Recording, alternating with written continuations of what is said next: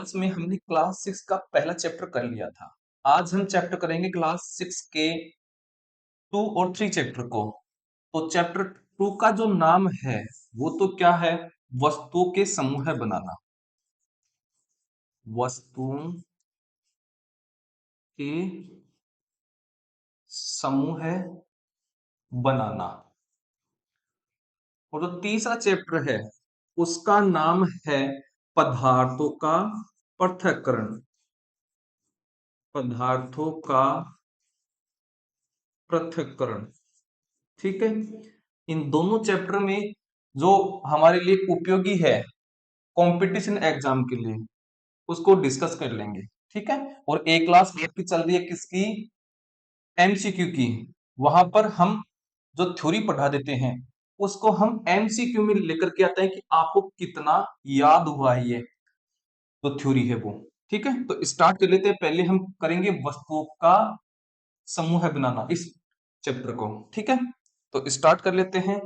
तो सबसे पहले हमारे पास आता है धातु किसको बोलते हैं? धातु अर्थात मेटल।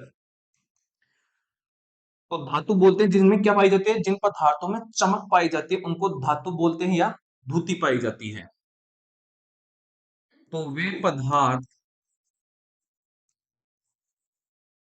जिनमें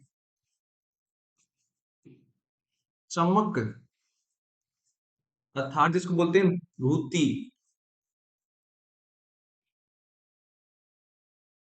पाई जाती है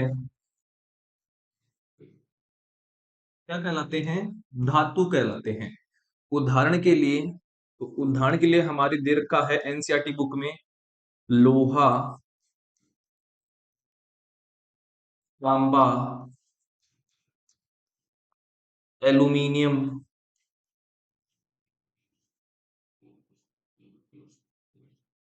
और सोना। ये क्या होते हैं? आपके धातु होते हैं। चमक का मतलब क्या होता है? जैसे आपके पास लोहा है तो लोहा को काटिए तो उसकी जो सतह आएंगी वो दोनों चमक होती हैं। लोहा जैसे जैसे क्या होता है पुराना होता है वैसे वैसे उसकी चमक चली जाती है। तो ये पदार्थ क्या होते हैं?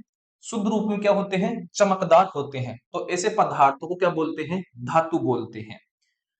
नेक्स्ट इसमें आता है कि कोमल पदार्थ किसको बोलते हैं?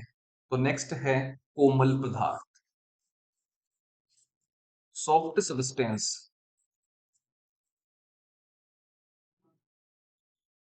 कोमल पदार्थ कहा जाता है वे पदार्थ जिन्हें आसानी से खरोच सकते हैं अथवा संपीड़ित कर सकते हैं। क्या कहलाते हैं? कोमल पदार्थ कहलाते हैं।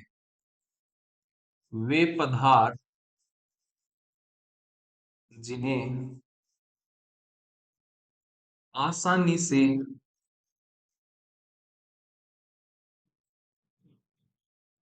खरोच सकते हैं या संपीड़ित कर सकते हैं क्या कहलाते हैं? कोमल पदार्थ कहलाते हैं। फॉर एग्जाम्पल तो एनसीईआरटी बुक में एग्जाम्पल दे रखे हैं आपके। एक तो दे रखा है रुई। रुई क्या है? कोमल पदार्थ है। इसके अलावा स्पंज ये क्या है? कोमल पदार्थ है। ठीक है। नेक्स्ट आता है कठोर पदार्थ।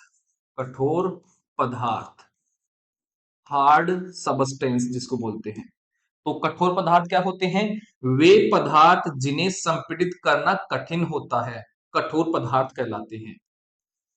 वे पदार्थ जिन्हें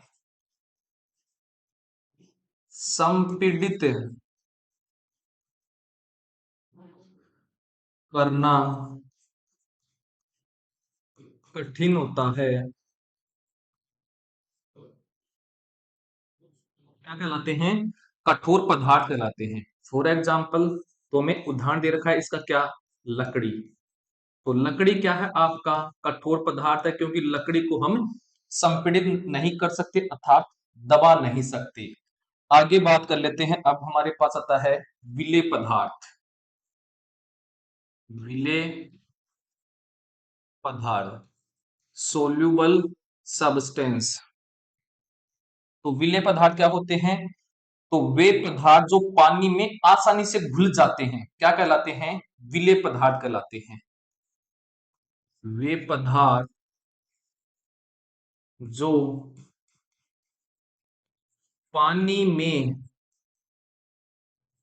आसानी से घुल जाते हैं, घुल जाते हैं, क्या कहलाते हैं? विलेय पदार्थ कहलाते हैं। फॉर एग्जाम्पल, तो उदाहरण से समझिए। उदाहरण दे रखा है आपकी बुक में, जैसे चीनी है। चीनी को जब हम पानी में डालते हैं तो चीनी क्या हो जाती है? घुल जाती है। तो चीनी एक विलेय पदार्थ है। इसके अलावा नमक को भी जब पानी में डालते हैं तो नमक भी क्या हो जाता है? घुल जाता है। तो चीनी और नमक क्या होते हैं? विलेय पदार्थ होते हैं। अब बात कर लेते हैं किसके बारे में? अविलेय के बारे में, इनसोल्यूबल के बारे में। तो अविलेय पदार्थ,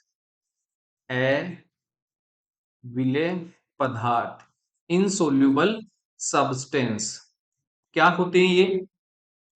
तो वे पदार्थ जो पानी में आसानी से नहीं घुल पाते हैं क्या कहलाते हैं? इनसोल्यूबल सब्सटेंस कहलाते हैं। वे पदार्थ जो पानी में नहीं घुलते हैं, नहीं घुलते हैं, क्या कहलाते हैं? अविलेय पदार्थ कहलाते हैं। फॉर एग्जाम्पल, तो हमें उदाहरण दे रखा है इसका। एक तो है, देखिए बालू है। जब बालू को हम पानी में घोलते हैं तो कुछ समय बाद में बालू क्या हो जाती है? पेंदे में बैठ जाती है, पानी के पेंदे में बैठ जाती है। तो बालू नहीं घुल रही है, तो बालू क्या है? अविलेय पदार्थ है। इसके अलावा देखिए चोक पाउडर, चोक का पाउडर भी पानी में नहीं घुलता है। अगला हमारे पास है लकड़ी का बुरादा।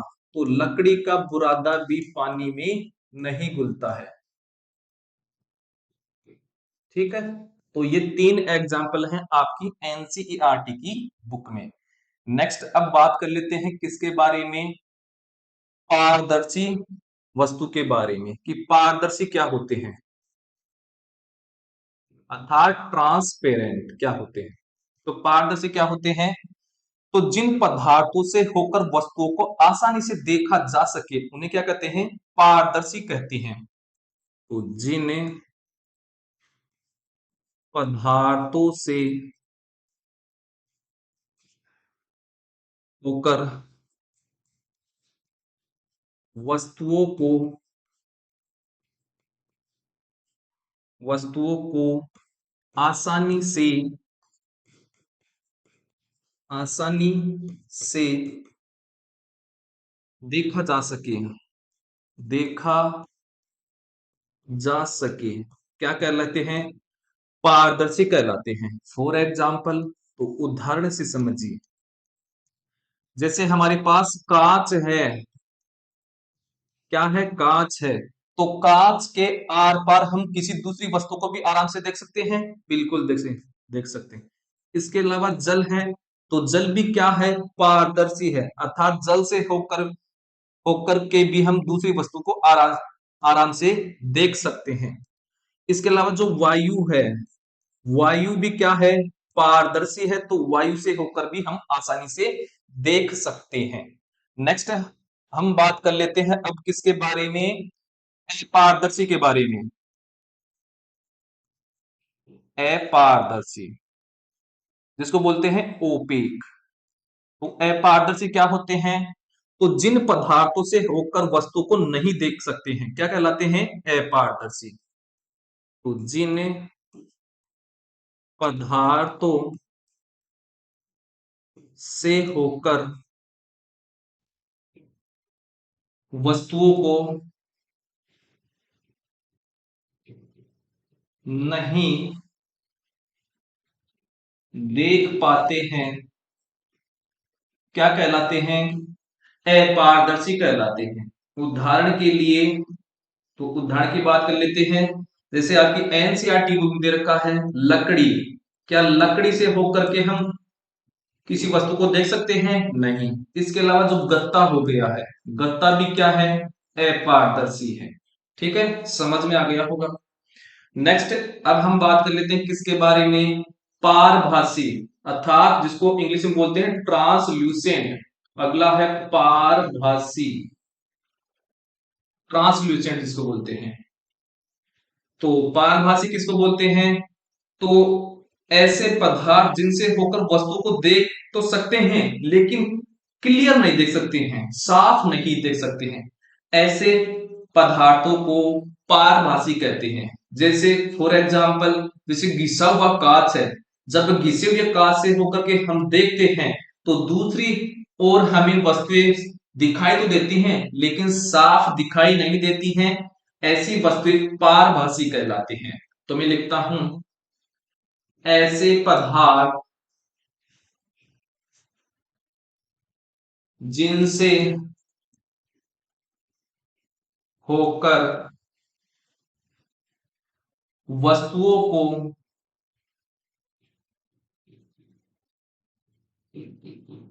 देख तो पाते हैं लेकिन स्पष्ट नहीं देखा जा सकता है, क्या कहलाते हैं, पारभासी कहलाते हैं। फॉर एग्जाम्पल, तो उदाहरण की बात कर लेते हैं। पहला तो हो गया घिसा हुआ कांच, क्या हो गया है, घिसा हुआ कांच। और दूसरा हो जाएगा तेलीय कागज, तेलीय कागज। तो तेलीय कागज भी क्या है आपका, पारभासी है।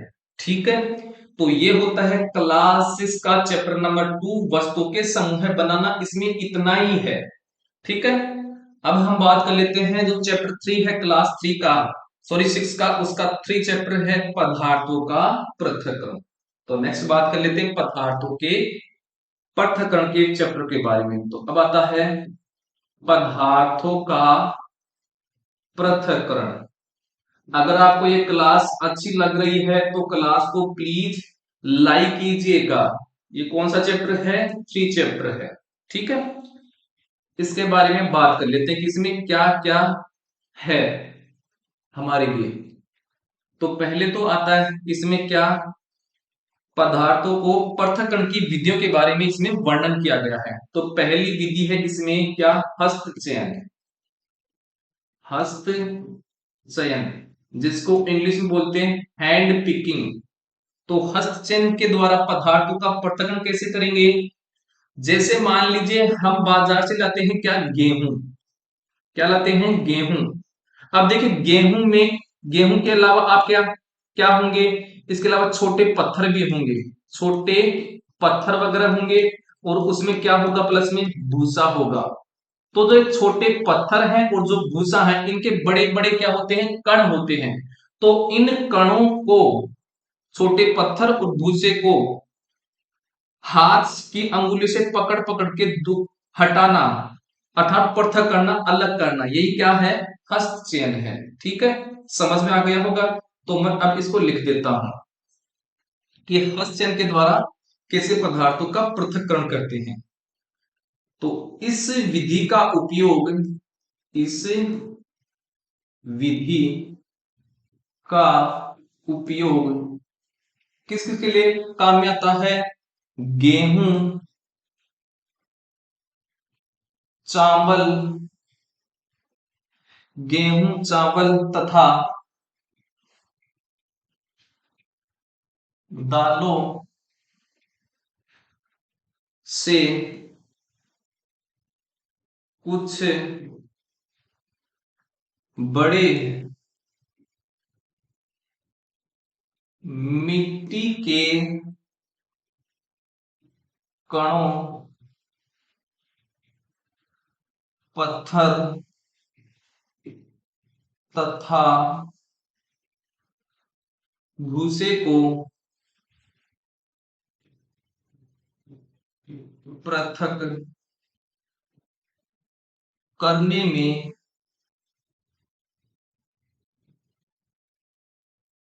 किया जाता है। ठीक है, क्योंकि हमें क्या करना होता है, गेहूं चावल व दालों क्या करना होता है, शुद्ध करना होता है। ठीक है, क्योंकि गेहूं चावल तथा दालों में आपके मिट्टी के कण पत्थर वगैरह जब मिक्स होते हैं तो हमें इनको दूर करना होता है, तो हम हाथों की अंगुलियों से पकड़ पकड़ के इनको अलग कर देते हैं। यही क्या है, हस्तचयन है, हैंड पिकिंग है। नेक्स्ट हमारे पास अगला मेथड आता है, अगली विधि आती है क्या, थ्रेसिंग। थ्रेसिंग, तो थ्रेसिंग मेथड क्या होता है, तो जब भी हम क्या कोई फसल उगाते हैं तो फसल काटने के बाद में फसल में क्या क्या होते हैं, आपके अनाज के क्या होते हैं, दाने होते हैं, अनाज के दाने। और प्लस में क्या होती हैं, जो भूसा होता है, भूसा होता है या फिर डंठल होते हैं, ये होते हैं। तो हमें अनाज के दाने को भूसा और डंठल से क्या करना होता है, अलग करना होता है। तो जो विधि काम में लेती है इसको अलग करने के लिए, वो विधि होती है थ्रेसिंग वाली विधि। आई होप आपको ये समझ में आ गया होगा। तो मैं इसको लिख देता हूं,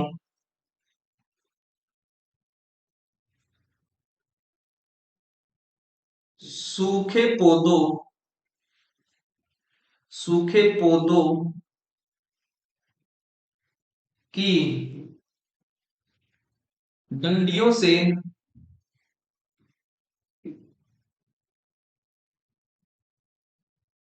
अन्न कणों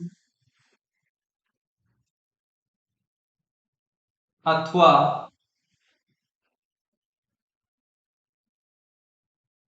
अनाज को पृथक करने के प्रक्रम को थ्रेसिंग कहते हैं। थ्रेसिंग कहते हैं। अब जो थ्रेसिंग है, थ्रेसिंग में क्या किया जाता है, डंडियों को पीट कर अन्न कणों को क्या किया जाता है, पृथक किया जाता है। तो मैं यहां पर लिखता हूं, इस प्रक्रम में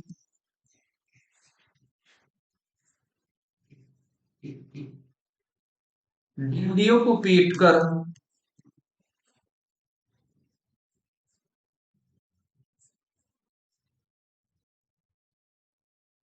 डंडियों को पीटकर अन्न कणों को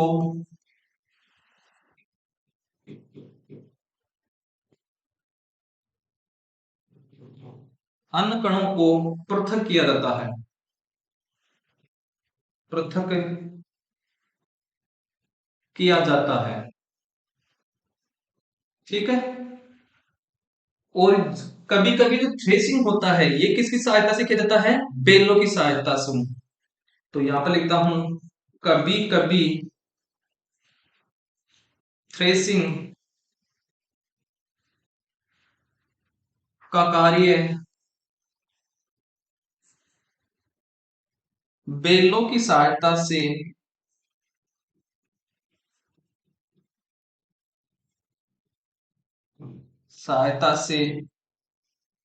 किया जाता है।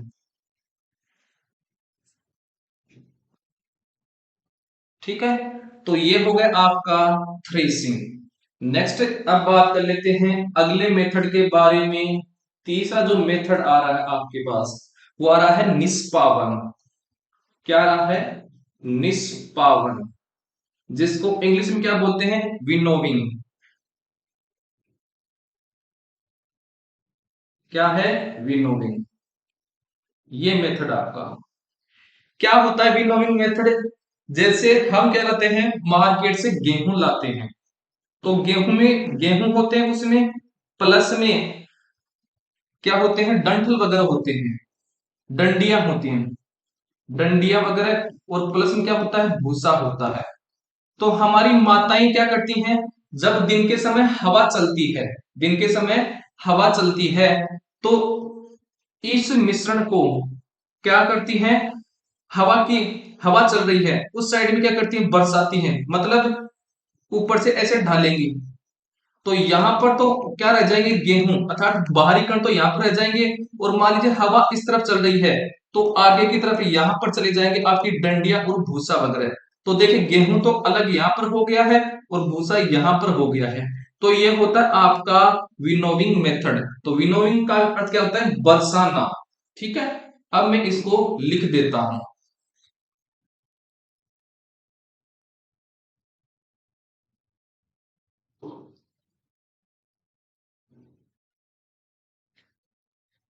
तो इस विधि का उपयोग किसमें किया जाता है, गेहूं को साफ करने के लिए। इसमें बारीक कण तो नीचे रह जाएंगे और जो हल्के कण हैं वो हवा की दिशा में आगे की तरफ इकट्ठे हो जाएंगे। इस प्रकार ये किया जाता है।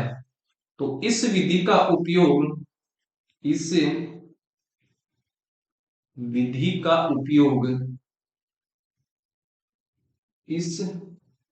का उपयोग पवनों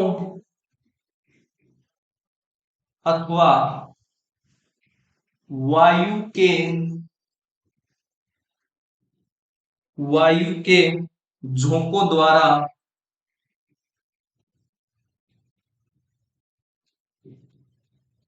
वायु के झोंकों द्वारा मिश्रण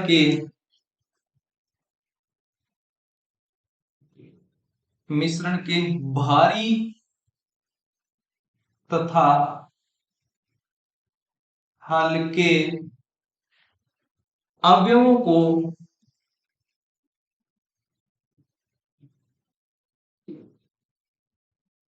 पृथक करने में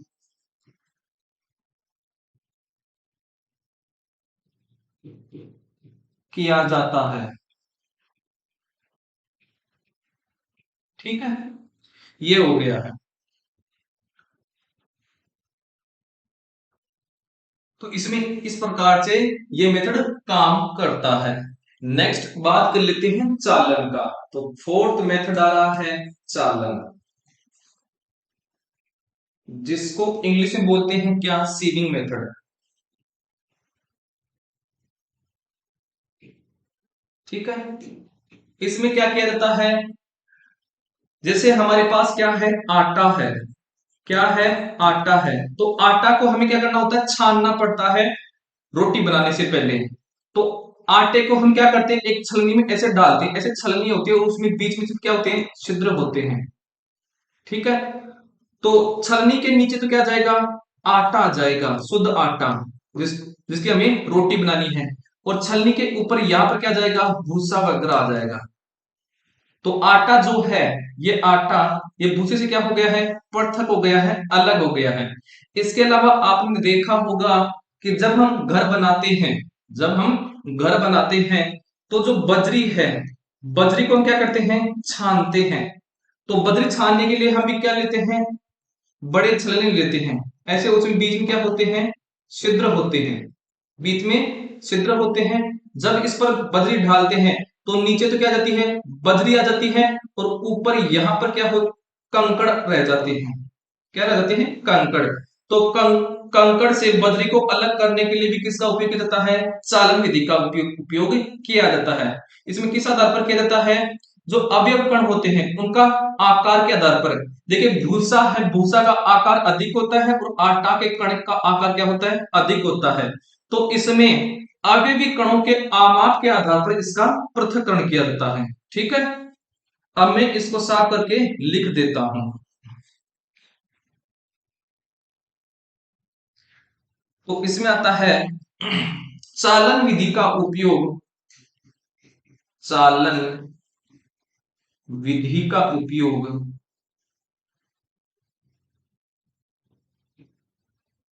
मिश्रण के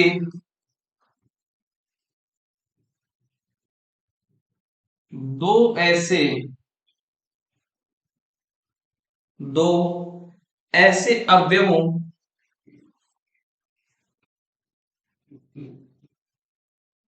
जिनकी आमापों, अर्थात क्या बोलते हैं, आमाप को साइज, आमापों में अंतर हो,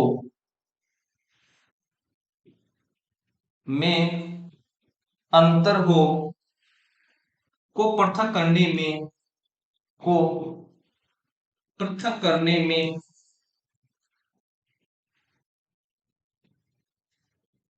करने में किया जाता है।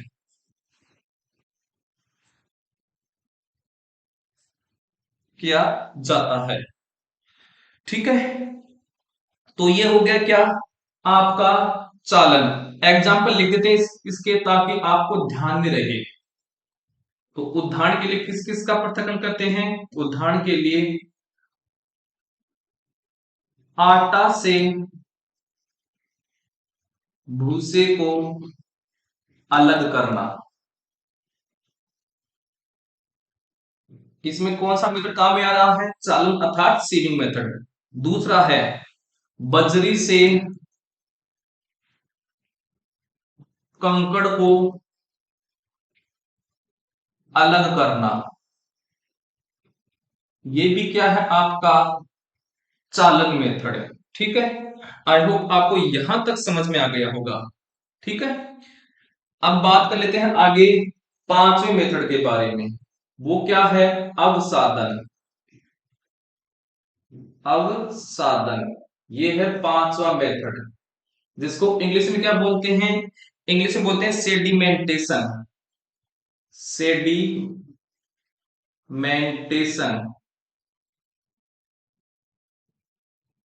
अर्थात अवसादन। क्या है अवसादन? समझिएगा। जैसे मेरे पास है क्या, जल में क्या है? मिट्टी है। क्या है? मिट्टी है। सॉरी, ये छोड़िए, दूसरा एग्जांपल समझिए। जैसे मेरे पास, हम मार्केट से लाते हैं दाल। क्या लाते हैं? दाल।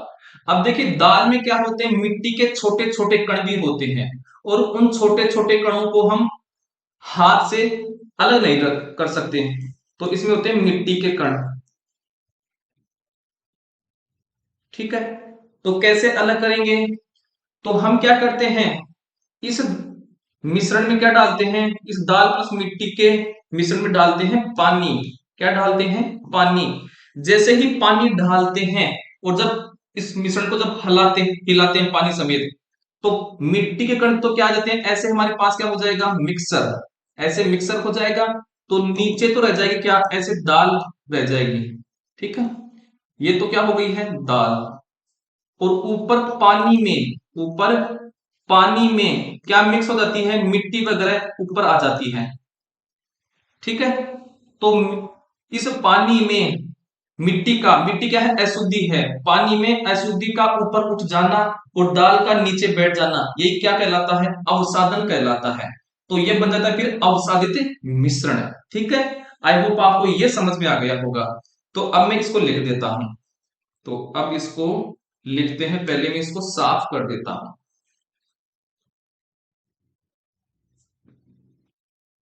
तो हमारे पास क्या है? मिश्रण में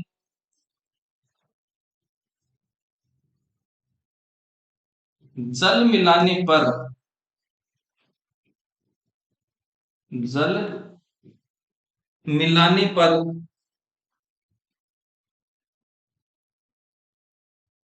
भारी अवयवों के, भारी अवयवों के नीचे, भारी अवयवों के नीचे तली में वेग जाने के प्रक्रम को, जाने के प्रक्रम को क्या कहते हैं? अवसादन कहते हैं। अवसादन कहते हैं। ठीक है, समझ में आ गया होगा। तो देखिए, दाल है, दाल क्या थे? बारीक कण थे, वो तली में बैठ गए थे, और जल ऊपर था, तो जल में मिट्टी के कण क्या हो गए थे? ऊपर उठ गए थे। तो जो ये ऐसा जो प्रक्रम होता है, ये क्या कहलाता है? अवसादन कहलाता है, सेडिमेंटेशन कहलाता है। अब अगला जो मेथड है, उसके बाद में हमारे पास आता है क्या? वो आता है निस्तारण। तो छठवां मेथड आता है निस्तारण, जिसको इंग्लिश में बोलते हैं डिकेंटेशन।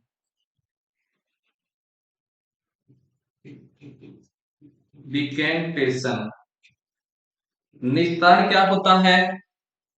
तो देखिए हमने क्या किया था अवसादन में, कि जो दाल है, दाल तो नीचे बैठ गई थी क्योंकि दाल के कण क्या थे, बाहरी, तो बाहरी थे, तो ये तो दाल, और ऊपर पानी में मिट्टी वगैरह अशुद्ध क्या हो गई थी, घुल गई थी, ऊपर तिर गई थी। ठीक है, ऐसे था। तो यही पर था पानी प्लस अशुद्धि। दाल के अलावा जो भी सामग्री थी वो की थी, अशुद्धि थी। तो इस मिश्रण को, जो ये इस पात्र में जो मिश्रण है, इस मिश्रण को बिना हिलाए, ऊपर वाला जो पानी और अशुद्धि है उसको थोड़ा सा टेढ़ा करके, थोड़ा सा इस तरफ टेढ़ा करके इस गिलास को, और पानी प्लस अशुद्धियों को उड़ेल देना, नीचे उड़ेल देना। उड़ेलने पर इस पात्र के अंदर क्या बच जाएगी, दाल। तो टेढ़ा करके उड़ेल देना, यही क्या है, निस्तारण है। ठीक है, समझ में आ गया होगा। तो अब मैं इसको शब्दों में लिखता हूं। तो नेक्स्ट है, अवसादित मिश्रण को, अवसादित मिश्रण को बिना हिलाए, बिना हिलाए, अवसादित मिश्रण को बिना हिलाए जल को मिट्टी सहित, जल को मिट्टी सहित उड़ेलने,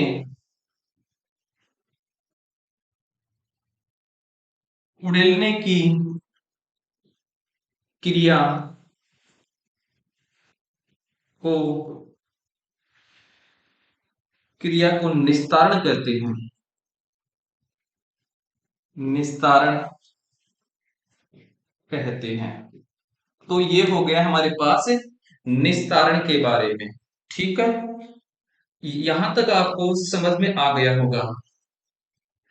निस्तारण का उपयोग कहां कहां करते हैं इसके अलावा, तो मैं इसमें थोड़ा सा उल्लेख देता हूं कि इस विधि का उपयोग, इस विधि का उपयोग, इस विधि का उपयोग ऐसे द्रवों के मिश्रण को, ऐसे द्रवों के मिश्रण को पृथक करने में,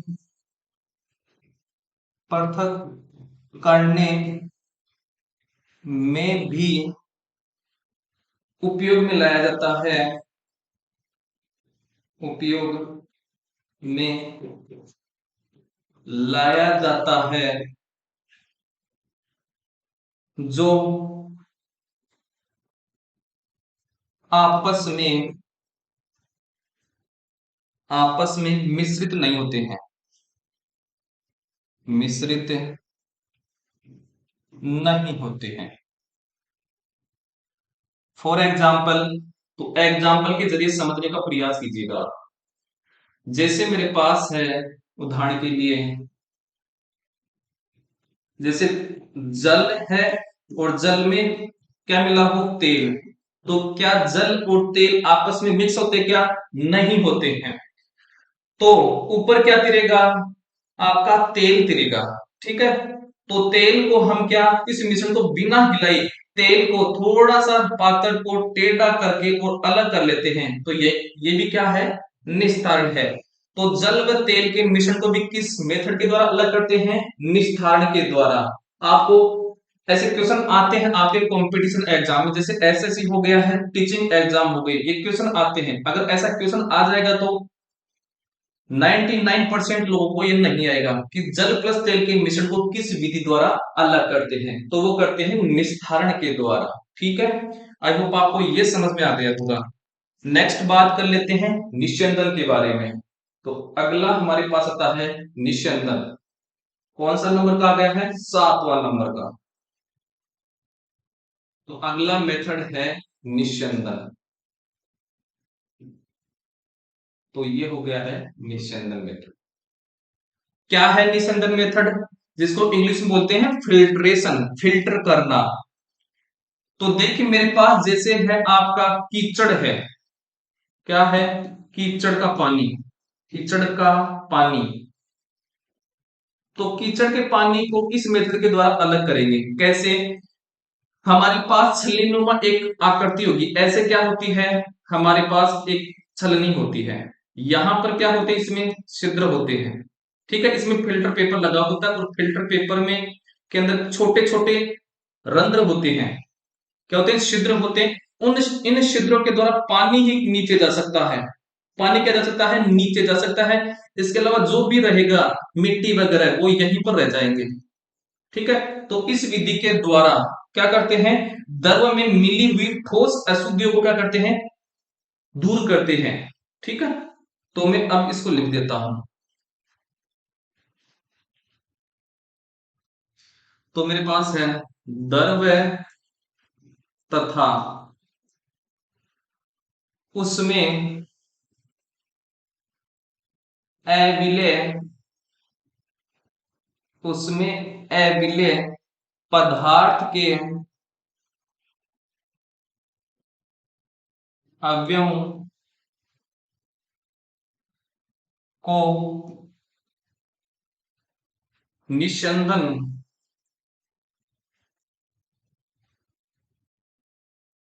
के उपयोग से पृथक किया जाता है।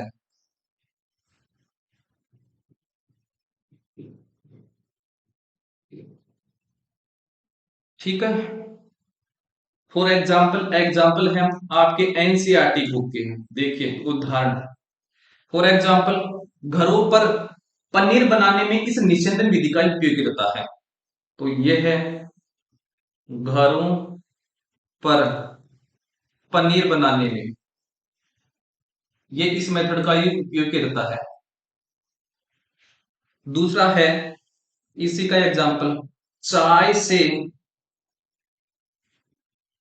चाय की पत्तियों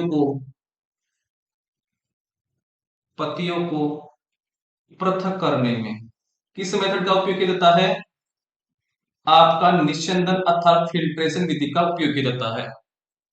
अगला हमारे पास है नलों से गंदला जल को दूर शुद्ध करने में। नलों में क्या आता है, कभी कभार गंदा जल आता है, तो नलों से गंदला जल को शुद्ध करने में, ये भी आपका फिल्ट्रेशन यूज किया जाता है। नेक्स्ट है आपके तालाब और नदियों में क्या पाया जाता है, अशुद्ध जल पाया जाता है, उसको भी शुद्ध करने में इसी मेथड का उपयोग किया जाता है।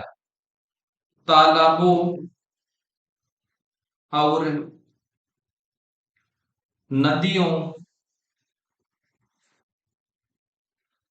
के पंकिल जल, पंकिल जल का मतलब होता है अशुद्ध जल, पंकिल जल ये आपकी एनसीईआरटी की लैंग्वेज है, पंकिल जल को शुद्ध करने में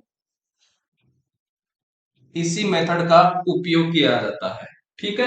तो ये हो गया है निस्यंदन मेथड। इसके अलावा आपका कीचड़ वाला पानी है उसको शुद्ध करने में भी किसका उपयोग किया जाता है, निस्यंदन मेथड का उपयोग किया जाता है। नेक्स्ट अब बात कर लेते हैं हम किसके बारे में, वाष्पन के बारे में। तो एट नंबर आ गया है वाष्पन, जिसको बोलते हैं वेपराइजेशन, क्या बोलते हैं, सॉरी इवापोरेशन बोलते हैं। वेपराइजेशन क्या होता है, वाष्पीकरण, यह इवापोरेशन, इवापोरेशन मेथड। क्या होता है इवापोरेशन, तो जल का वाष्प में बदलना, ये क्या कहलाता है, आपका वाष्पन कहलाता है, इवापोरेशन कहलाता है। तो जल को उसके वाष्प में, वाष्प में परिवर्तन करने की प्रक्रिया, की प्रक्रिया को वाष्पन कहा जाता है।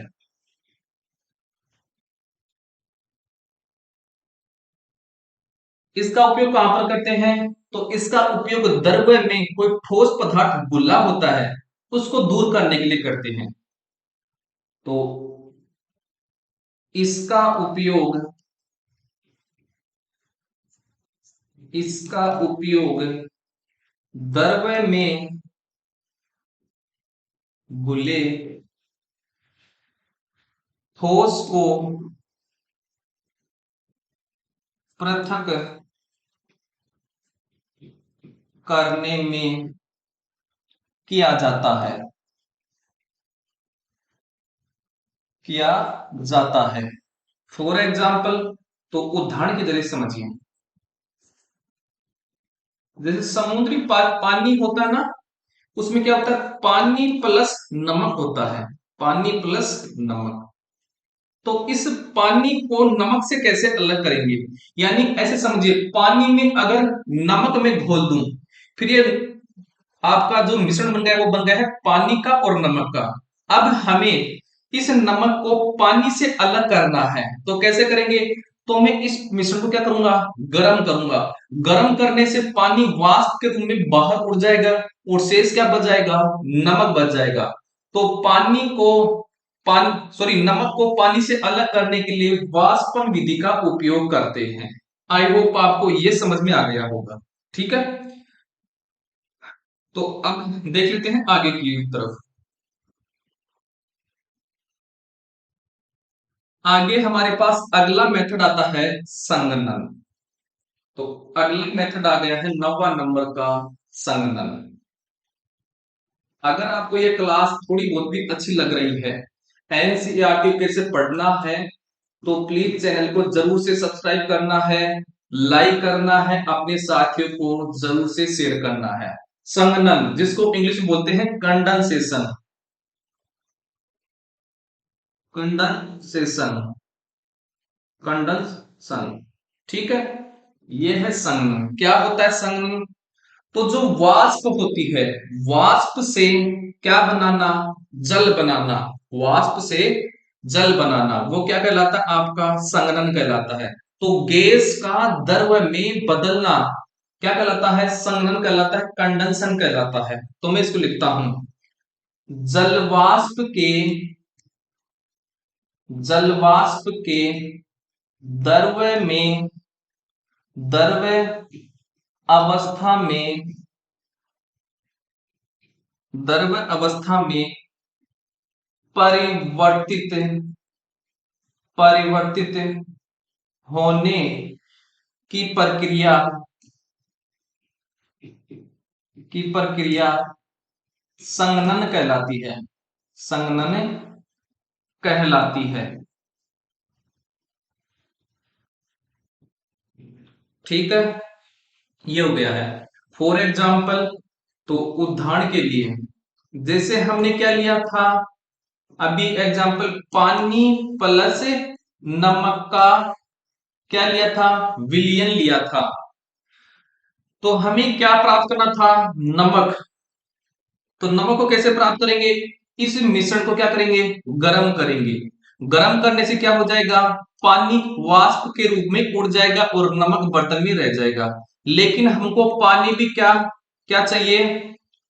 प्राप्त करना है। तो पानी को कैसे प्राप्त करेंगे? तो जो वाष्प है, वाष्प को हम ठंडा करेंगे। क्या करेंगे?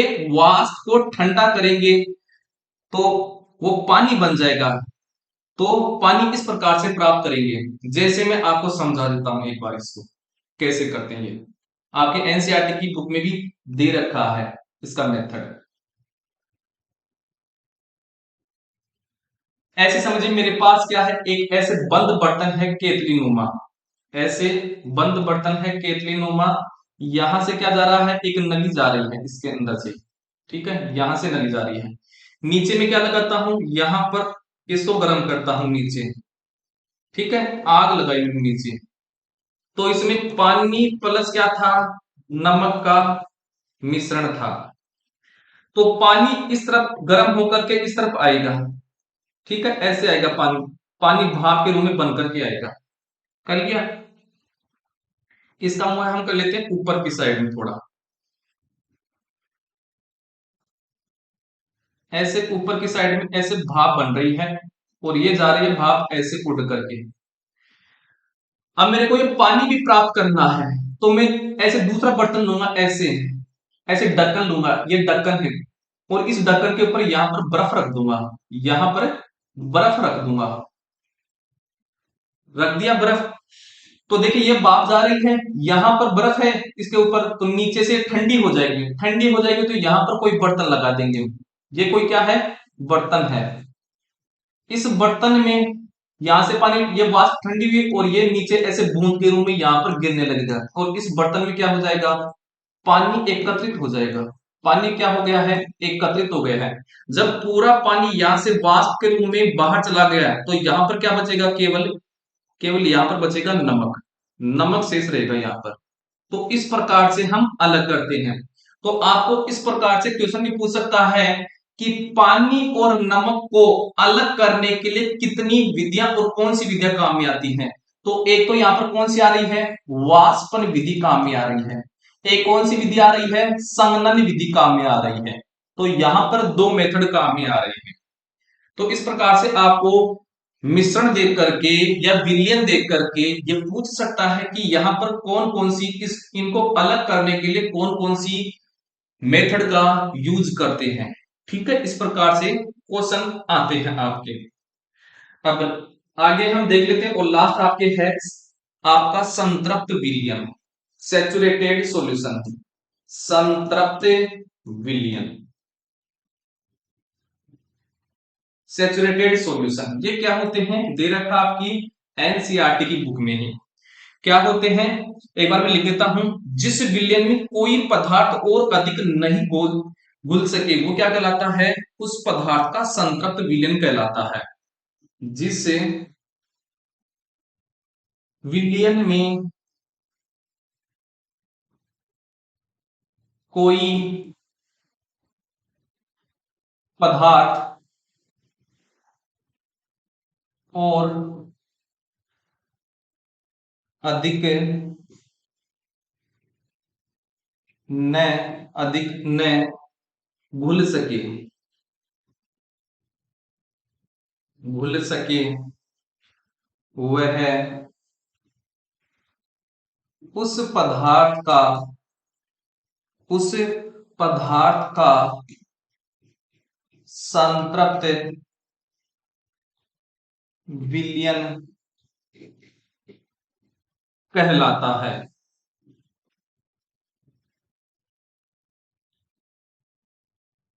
फॉर एग्जाम्पल, जैसे मान लीजिए मेरे पास एक पात्र है, क्या है, एक ये पात्र है, और इसमें क्या है आपका जल है, इसमें क्या है, ये जल है। ठीक है, मैंने मान लीजिए इस पात्र में एक चम्मच नमक घोला, तो पहले एक चम्मच घोला, ठीक है, फिर दोबारा से मैंने एक और चम्मच डाली तो दो चम्मच घुल गई, फिर तीसरी बार मैंने एक चम्मच और घोली तो तीन चम्मच घुल गई, घुल गई। अब मान लीजिए मैं चौथी चम्मच ढालूं और वो नहीं घुल रही है, चौथी चम्मच ढालने पर ये चम्मच नहीं घुल रही है नमक की, ठीक है। तो इससे पहले चौथी चम्मच ढालने से पहले जो विलयन बना था, वही विलयन क्या है आपका, संतृप्त विलयन है। तो ये डेफिनेशन बन गई है, जिस विलयन में कोई पदार्थ और अधिक नहीं घुल सके। चौथी चम्मच नहीं घुल रही थी, तो चौथी चम्मच से पहले जो विलयन बना था वो विलयन क्या है, संतृप्त विलयन है। अगर हम चौथी ये चम्मच ढाल रहे हैं, तो इसके बाद में जो विलयन बनेगा वो बनेगा असंतृप्त विलयन। तो चौथी चम्मच के बाद में जो विलयन बन रहा है वो विलयन क्या हो गया है, असंतृप्त विलयन हो गया है। दूसरा एग्जांपल समझिए, जैसे मान लीजिए मेरी पानी पीने की क्षमता 2 लीटर ही है, क्या है, 2 लीटर ही है। कितनी है, 2 लीटर। तो जब मैं 2 लीटर पी लूंगा तब तो मैं क्या हूं, संतृप्त हूं। लेकिन जब मैं 2 लीटर से अधिक जल पीऊं, अधिक जल पीऊं, उसके बाद में क्या बन जाऊंगा, मेरी संतृप्तता नष्ट हो जाएगी और मैं क्या बन जाऊंगा, असंतृप्त बन जाऊंगा। तो अधिक डालते हैं तो क्या बन जाता है, असंतृप्त विलयन बन जाता है। ये समझ में आया क्या आपको, पहले ये बताओ। अगर आया तो वीडियो को जरूर से लाइक कीजिएगा, ठीक है। अब समझिए, अगर मान लीजिए मैं इस विलयन को गर्म करूं, क्या करूं, गर्म करूं, तो मैंने इस विलयन को क्या किया, गर्म किया और चौथी चम्मच ढाल दी। तो गर्म करने पर चौथी चम्मच क्या हो जाएगी, आपकी घुल जाएगी। चौथी चम्मच भी क्या हो जाएगी, घुल जाएगी। क्यों, क्योंकि गर्म करने पर पदार्थ की घुलनशीलता क्या होती है, बढ़ती है। ठीक है, तो गर्म करने पर पदार्थ की घुलनशीलता गर्म होती है। मैं इसी के जरिए ये समझा रहा था गर्म करने से, तो मैं भी लिख देता हूं। आई होप आपको ये संतृप्त विलयन समझ में आ गया होगा और असंतृप्त विलयन भी समझ में आ गया होगा। अब मैं इसको करता हूं साफ, तो ये करता हूं इसको साफ।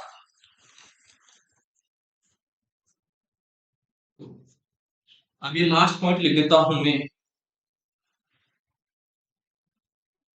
किसी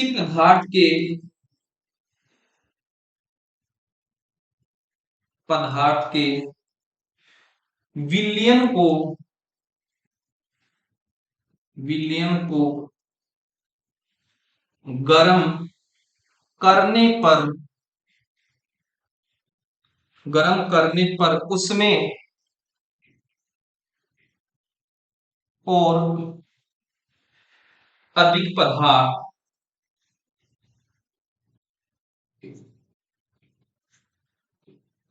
पदार्थ घोला जा सकता है,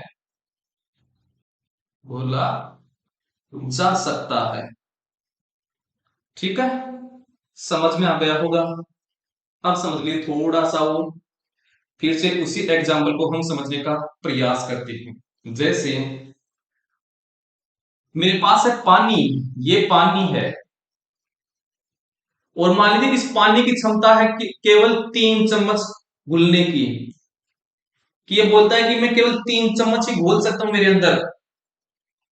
लेकिन जब मैं इसको क्या करूं, गर्म करूं, इस पात्र को गर्म करूं और फिर से मैं चौथी चम्मच ढालूंगा, तो ये बोलता है कि मैं जब गर्म होऊंगा तो मैं और चम्मच घोल सकता हूं। तो चौथी चम्मच ढालने पर ये क्या कर रहा है, घोल रहा है। तो देखिए गर्म करने पर क्या हो रहा है, पदार्थ घुल रहा है। आप ये एक्सपेरिमेंट घर पर कर सकते हो कि किसी पदार्थ को घोल गर्म करने पर उसमें और अधिक पदार्थ घोला जा सकता है। ठीक है, आई होप आपको यहां तक समझ में आ गया होगा और मजा भी आया होगा इस पार्ट को पढ़ने में। अगले वीडियो में हम चौथे चैप्टर को लेंगे और वहां से नोट्स को पढ़ाएंगे और हम इस जो पढ़ाए हुए पार्ट है उनसे हम क्या लाएंगे, एमसीक्यू क्वेश्चन लाएंगे, एमसीक्यू प्रश्नों के लेकर के आएंगे कि आपको कितना समझ में आया है। ठीक है, तो आज के लिए हम इतना ही करते हैं। अगर आपको ये क्लास अच्छी लगी है तो वीडियो को जरूर से लाइक करना है, शेयर करना है, सब्सक्राइब करना है, ज्यादा से ज्यादा ग्रुप में इनको शेयर करना है ताकि अधिक से अधिक कैंडिडेट हमसे जुड़ सके जो कंपटीशन एग्जाम की तैयारी कर रहे हो या फिर क्लास 6 के बच्चे भी हैं वो भी इसको देख सकते हैं, वो भी इनके लिए यूजफुल है। इसके अलावा जो भी कोई टीचर स्कूल में पढ़ाता है साइंस, उसके लिए भी ये क्लास बहुत ही बेनिफिशियल है। तो हम मिलते हैं आपको नेक्स्ट क्लास में, तब तक के लिए जय हिंद।